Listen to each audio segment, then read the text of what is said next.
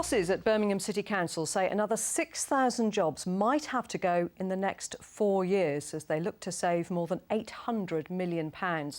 It means that by 2018 there'd be 7,000 full-time staff at the City Council, compared with 20,000 in 2010. 7,000 jobs have been lost in the last 4 years. BBC WM's political reporter Catherine Stan-Cheshin joins us now from outside the Council House. So, Catherine, what's behind today's news?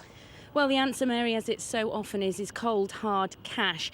Europe's biggest local authority has been facing equally large budget savings because of the central government cuts to funding. And what we know today is that they've actually revised the amount of money that they may have to save next year. That means more job losses and then possible more job losses in the years to come as well. And that does mean Sir Albert Bohr, the leader of the council, has said complete wholesale closures of some services.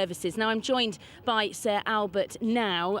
Just tell us why you've made this revision, because we knew there were going to be some stark choices to be made, but 6,000 jobs over the next 4 years. It's a stark figure, and I've not taken any pleasure in bringing this news forward.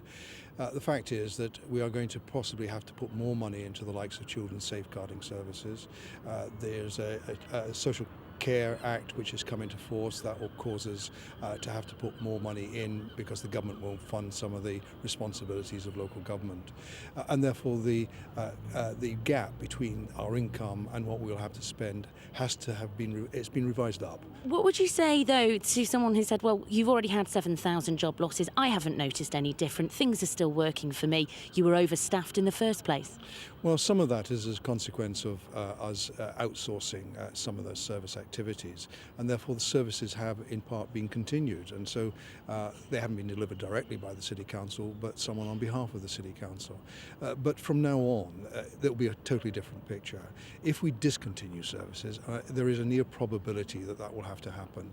Then there will be an impact out there in the streets of Birmingham, and people will notice those services have gone. Thank you very much, Sir Albert Bohr, the leader of Birmingham City Council. The government says it has delivered a fair settlement to all parts of the country, including Birmingham. Catherine Stan-Cheshin, thank you.